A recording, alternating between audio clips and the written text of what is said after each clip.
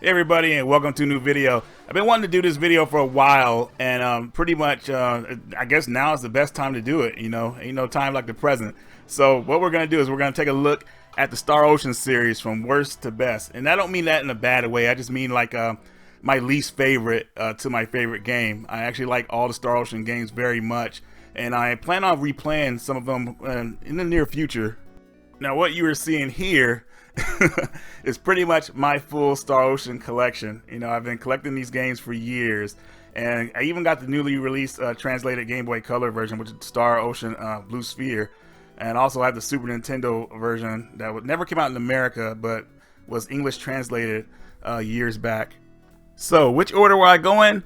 Well, it's definitely not in chronological order, but let's find out.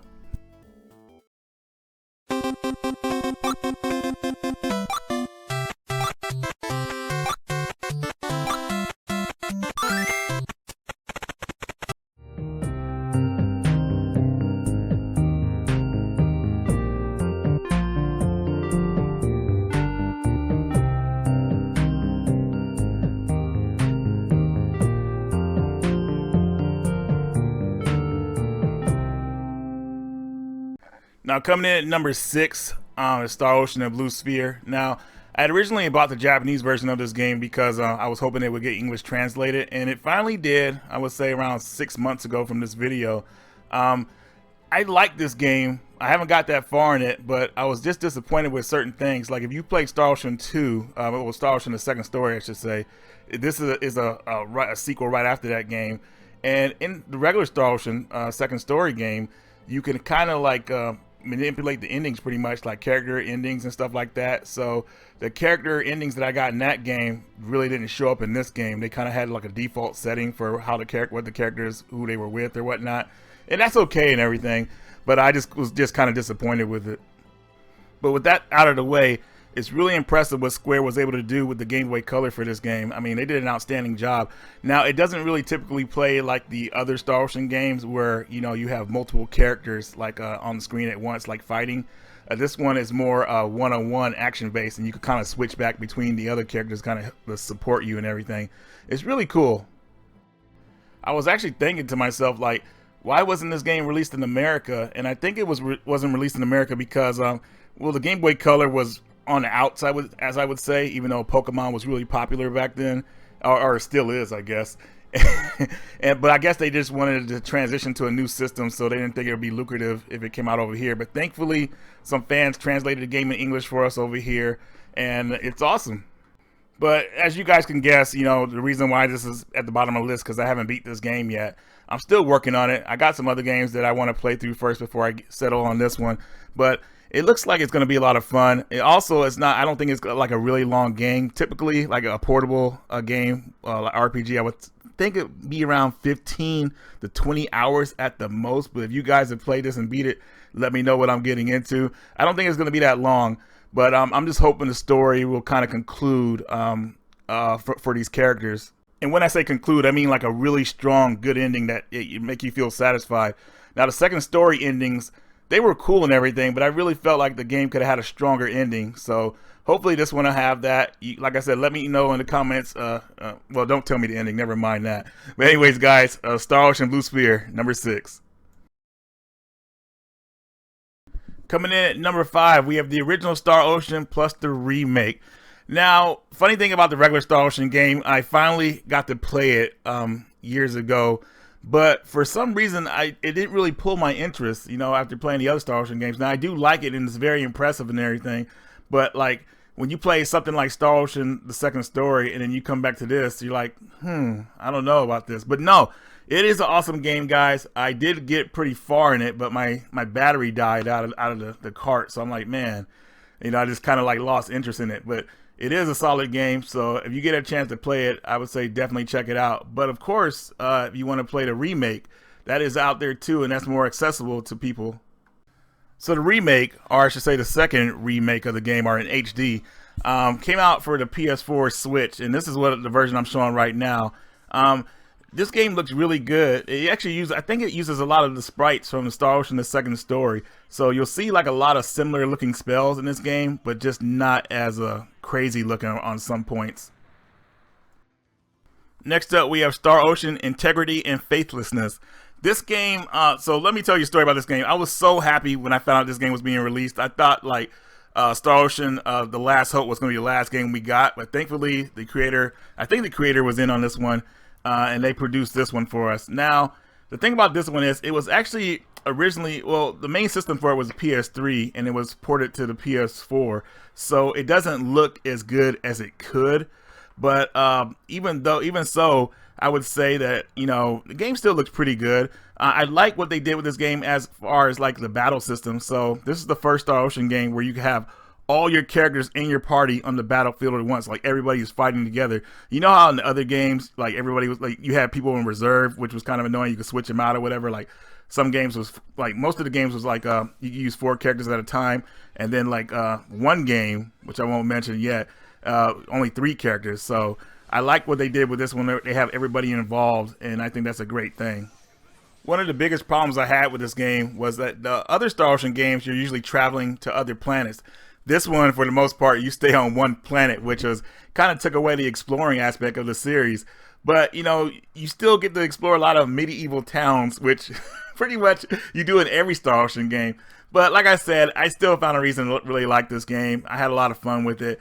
And this was the first game to actually have, I would say, like cutscenes done in real time. So all of a sudden you'll be walking around and your characters just start talking, and it'll be like a cutscene where you kind of like spin the camera around and like just kind of like you can't really zoom in. Well, you can sometimes, but I thought that was pretty cool how they did that. But anyways, Star Ocean 5 may not have got the highest ratings in the series, but it's still, I think it's still a solid game in the franchise. If we don't get another Star Ocean game, well, I'm not okay with that. I want another Star Ocean game, but if this is the last one we get, I think that it went out on a solid note. It was a lot of fun, and it had a lot of good story elements to this game. But seriously, we need another Star Ocean game to continue the franchise. This is one of my top favorite franchises, RPG franchises out there. So I'm hoping it keeps going on and they can expand on the series. So let me know in the comments what you think about this entry.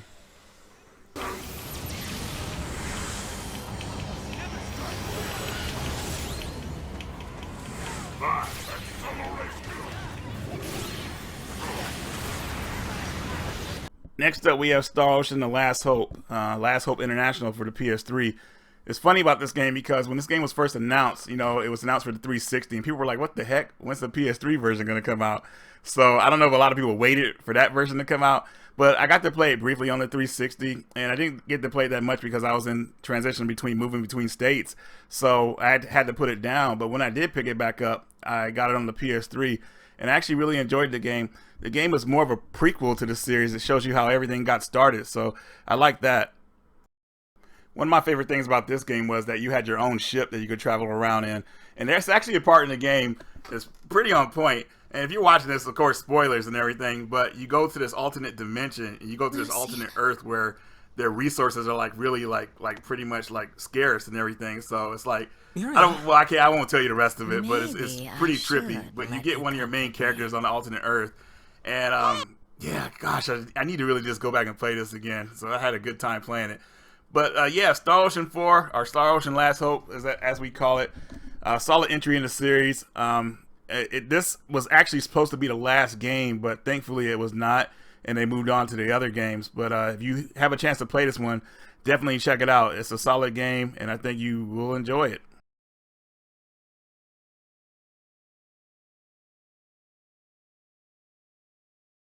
Next up, we have Star Ocean Till the End of Time. This game, golly, this could be considered probably the best game in the franchise if it hadn't have been because of that crazy ending. I'm not saying the ending is bad in the game or nothing like that, but it definitely will catch you by surprise. It's like, what the heck just happened? It's like I don't know. It's something else. But anyways, this is the first game that actually I didn't really like the battle system because it had that weird barrier effect, and also you can only use 3 people at a time. So I thought that kind of took away from the battles. They were still fun, but it was just it just felt weird. But the game probably has the best start in any of the Star Ocean games in the franchise.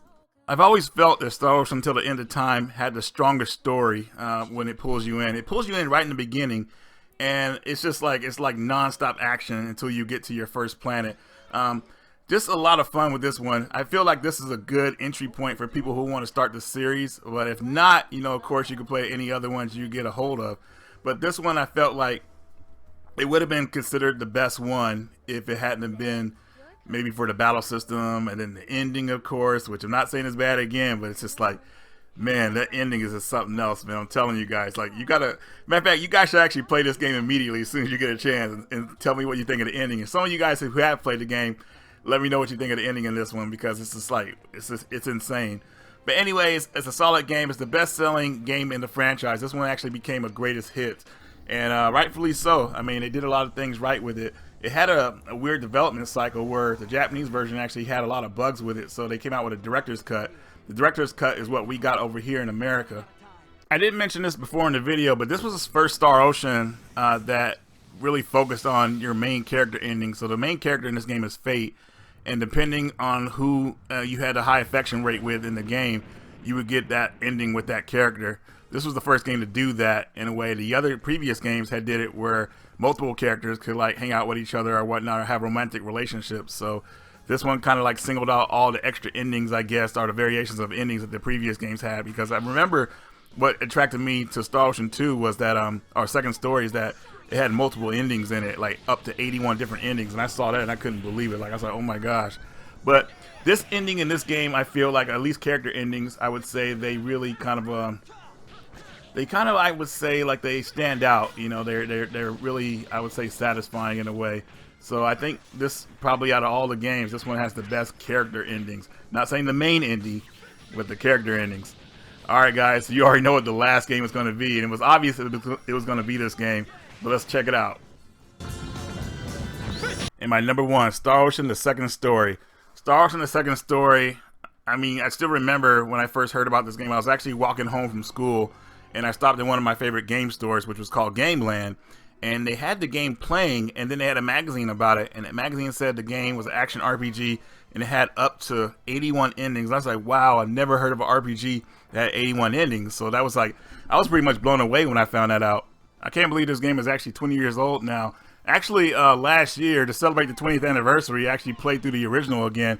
And it was at a time when I thought I was burnt out on RPGs, but when I went back and played like my old school games like this one, I enjoyed them just the same like I was when I was a kid. So I feel like the series, it has aged well. And right now, they're having releases. Well, as you guys know, Star Ocean: The First Departure was re-released. You could download it on the stores. And then I think they're going to do this game as well. But what I'm really hoping for is that they'll probably put them in a physical format. So hopefully, like someone like PlayAsia, or even Squaresoft, or Square Enix, I still call them Squaresoft, might find it in their hearts to release this game, these games as a physical again. You know, it may not come with a manual or nothing like that, but still, just to have the like revisions of these games like put out in a physical will mean a lot to the old school fans like myself. So let's see what happens. Let's hope for the best.